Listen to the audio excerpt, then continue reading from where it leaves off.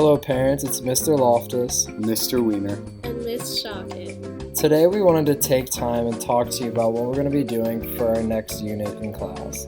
What we're going to be really focusing on is local history, and that's really exciting because we think it's great for students to learn about the community that they're in and really where they came from in order to make a better appreciation for what's happening. So what we wanted to do is take this time to talk to you about what we expect from the students, what you can expect from us, and just what we're going to be doing in this unit as a whole. So by starting with this unit, we're going to be talking about local history, and our class voted on looking at Amos Alonzo, Susquehanna University, as well as Selinsgrove in general. And from that, they're going to be creating their own topics within the unit to really dive into what their interests are around them. As well as a large portion of our class is going to focus on technology, and so a lot of things we're going to expect from the students is working with technology, but Mr. Wiener is going to talk about that more. Alright parents, so I'm here to talk to you guys about what we expect from your students in this class. It's just a few things, simple things that we hope that they uphold. So first, we want to help them find useful and inexpensive primary resources. We plan on using things such as safe searches, scholarly articles, and so on.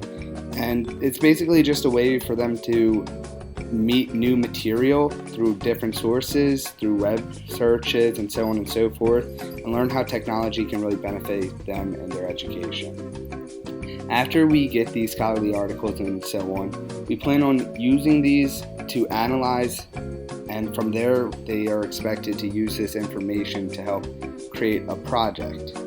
This project will be a team project, so they must collaborate with others to create this. It will be expected of them to work on their communication skills as well as time management, because we plan on letting them do most of the work for themselves with a few facilitation moments here and there.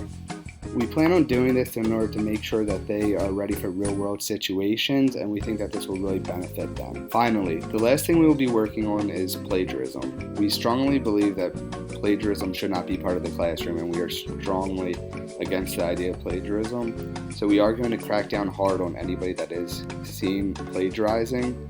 We believe that people that do these assignments should get credit where credit is deserved, and in the idea of plagiarism, it doesn't benefit anybody. But next, I will give it over to Ms. Shockett to talk to you guys about what the teachers will do in order to make sure everything is achievable. So as Mr. Wiener was saying, we as teachers will facilitate the use of all of these skills through a lot of careful observations and assessments. Through often group checks and professor group talks, we can work together to make sure that the students are on track with their project and everyone is participating fairly and putting in the same amount of effort.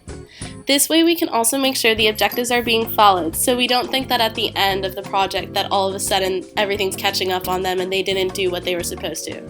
With a project of this size, we want to slim down the workload by making one thing due at a time, and that way we can also plan a formative assessment that will allow us to keep tabs on the student's status and give any feedback necessary to improve their project.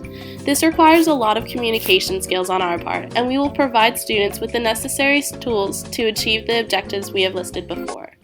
Thank you for listening to us talk today about our new unit. We're very excited to work with your students in this and believe that they will achieve great things.